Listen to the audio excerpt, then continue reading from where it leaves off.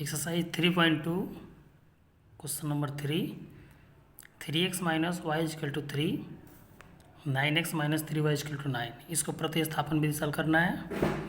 तो सबसे पहले क्या करते हैं, माना कि 3x minus y is equal to 3 equation first, 9x minus 3 is equal to 9 equation second. प्रतिस्थापन विधि में बताया गया कि समीकरण 1 से किसी एक चर मान का वैल्यू निकालेंगे। तो समीकरण 1 से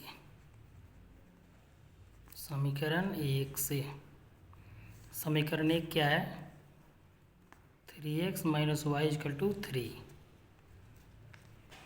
तो हम x का वैल्यू निकालेंगे तो 3x is equal to 3 plus y, तो x is equal to 3 plus y by 3।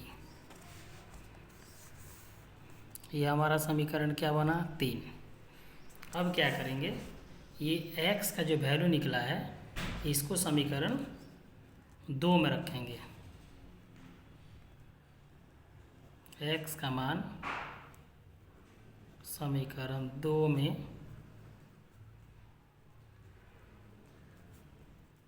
रखने पर, तो समीकरण 2 क्या है, 9x minus 3y is equal to 9।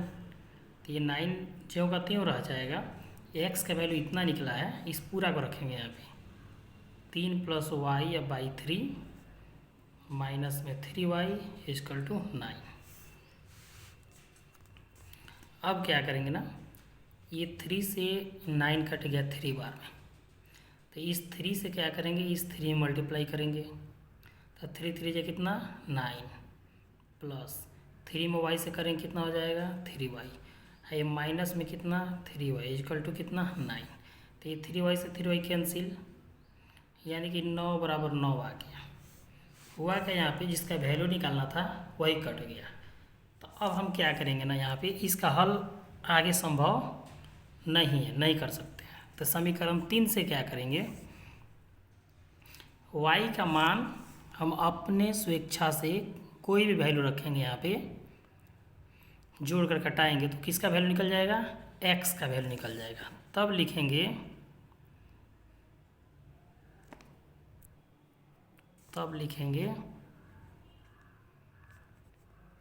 समीकरण के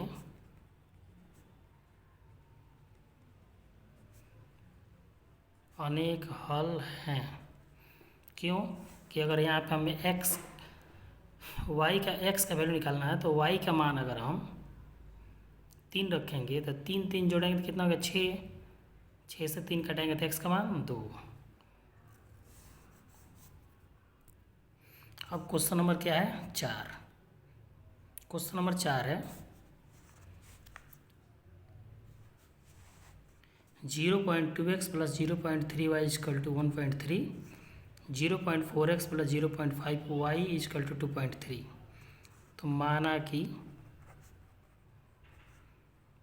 0.2x plus 0.3y is equal to 1.3 equation first, 0.4x plus 0.5y is equal to 2.3 equation second. अब हम लोग इसको प्रतिस्थापन विधि से हल करेंगे ना। तो प्रतिस्थापन विधि से हल करने के लिए क्या करना पड़ेगा, समीकरण 1 से किसी एक चर मान का वैल्यू निकालेंगे और समीकरण 2 में रखेंगे। अब क्या करेंगे ना, समीकरण 1 से समीकरण 1 क्या है, 0.2x plus 0.3y is equal to 1.3। हम इसे किसी एक का वैल्यू निकालेंगे। तो x का वैल्यू अगर निकालते हैं तो 0.2x is equal to 1.3 minus 0.3y, ये प्लस में था उधर गया तो माइनस में हो गया। अब हम लिखेंगे यहाँ पे x is equal to 1.3 minus 0.3y, अब बट्टा में कितना जाएगा 0.2, ये किसका निकल गया वैल्यू x का। ये हमारा समीकरण क्या हो गया 3। एक्स का मान निकल गया, तो अब लिखेंगे एक्स का मान समीकरण 2 में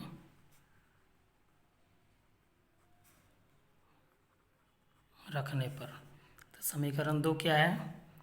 0.4x plus 0.5y equal to 2.3। तो 0.4 ज्यों का त्यों रह जाएगा। एक्स का वैल्यू आया कितना है? एक्स का वैल्यू इतना आया है 1.3 माइनस 0.3 0.2। यही वैल्यू क्या करेंगे यहाँ पे रखेंगे, तो ये हो जाएगा 1.3 माइनस 0.3y पूरा का बट्टा में कितना 0.2 प्लस में कितना हो जाएगा 0.5y इक्वल टू 2.3। अब यहाँ कटने वाला है 0.2 से 0.4 कितने बार में कट जाएगा 2 बार में। जब 2 बार में कट गया तो इसे गुना करेंगे, 2 में इसे गुना करेंगे कितना हो जाएगा 2.6। इसे करेंगे तो 0.6y प्लस में 0.5y इक्वल टू 2.3। ये 2.6 जो कितना हो गया, ये माइनस में है ये प्लस में है, तो इसमें से क्या करेंगे को घटा देंगे। तो 0.6y में से 0.5y घटाएंगे तो माइनस में 0.1y इक्वल टू 2.3। एक वैल्यू माइनस में एक वैल्यू प्लस में रहता है ना, तो हमेशा घटाने की क्रिया होती है। किस में से किसको? तो बड़ा वाला में से छोटा वाला को चिन्ह के किसका उतारते हैं बड़ा वाला का। तो इसलिए 6 में से 5 गया तो 1, और ये बड़ा कौन था 0.6, इसलिए इसका चिन्ह उतरा। तो ये हो जाएगा माइनस में 0.1y equal to 2.3 minus 2.6 minus में 0.1y इक्वल टू, अब 2.6 में से 2.3 का सब्ट्रैक्ट करेंगे तो ये हो जाएगा माइनस में 0.3। रफ के तौर पे 2.6 2.3 6 में से 3 थे 3 0, तो y इक्वल टू माइनस में 0.3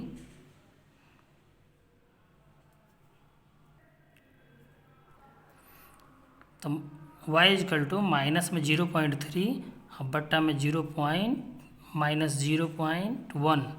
तो ये माइनस कैंसिल, एक इसलिए ये डेसिमल से डेसिमल कट गया, 1/3, तो y का मान कितना निकल गया 3। y का मान 3। अब क्या करेंगे ना, y का मान समीकरण 3 में रखेंगे।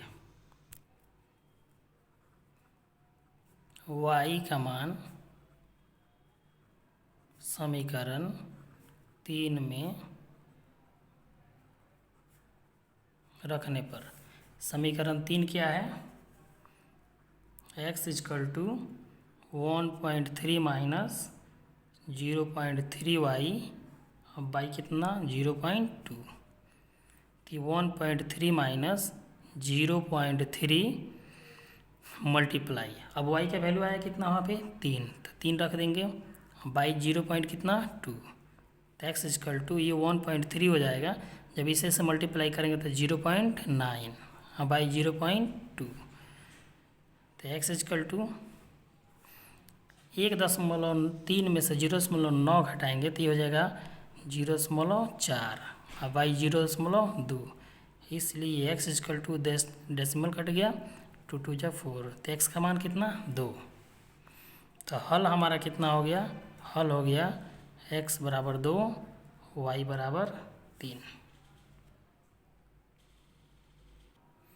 अब हम लोग क्वेश्चन नंबर कितना देखेंगे 5। क्वेश्चन नंबर 5 है √2x plus √3y equal to 0 और √3x minus √8y equal to 0। ये है माना कि √2x plus √3y equal to 0 √3x minus √8y equal to 0 को, तो इसको हम इक्वेशन फर्स्ट मान ली, इक्वेशन सेकंड। अब हमको किस विधि से हल करना है, प्रतिस्थापन विधि से। प्रतिस्थापन विधि से हल करने का तरीका है कि समीकरण 1 से किसी एक का वैल्यू निकालेंगे, किसी एक चरमान का, और उसको समीकरण 2 में रखेंगे। तो क्या लेंगे हम? समीकरण 1 से समीकरण 1 क्या है? √2x plus √3y equal to 0। तो हम x का वैल्यू निकालेंगे अगर, तो ये √2x ज्यों कहते हैं रह जाएगा, ये हो जाएगा 0 माइनस √3y, ये हो जाएगा √2x इक्वल टू 0 में से करेंगे तो माइनस में कितना हो जाएगा? √3y। तो अगर x का वैल्यू निकालना तो x के अलावा ये अक्षर जो है ना इसको भेजेंगे बराबर चिन्ह के बाद। तो x इक्वल टू कितना हो जाएगा? माइनस में √3y, अब y कितना हो जाएगा? 2। ये क्या निकला? हमारा समीकरण 3 निकला। अब इस समीकरण 3 को क्या करेंगे? समीकरण 3 से जो वैल्यू आया है x का, उसको समीकरण 2 में रखेंगे। अब लिखेंगे x का मान समीकरण 2 में रखने पर,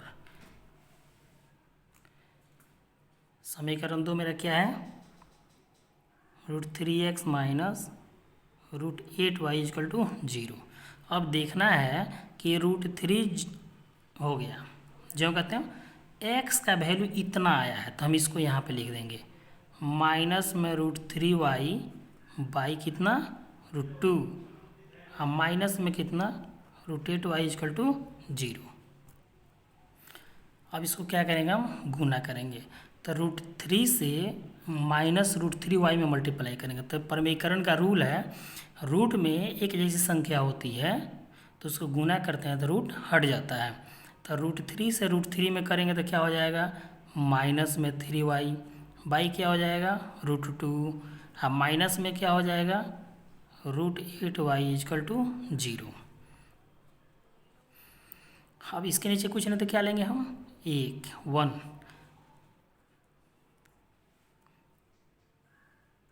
√2 और 1 कैल्शियम कितना हो जाएगा? √2 हो जाएगा। √2 से √2 डिवाइड कितना बार में? 1, मैंने √2 के पाड़ा में √2 एक बार में।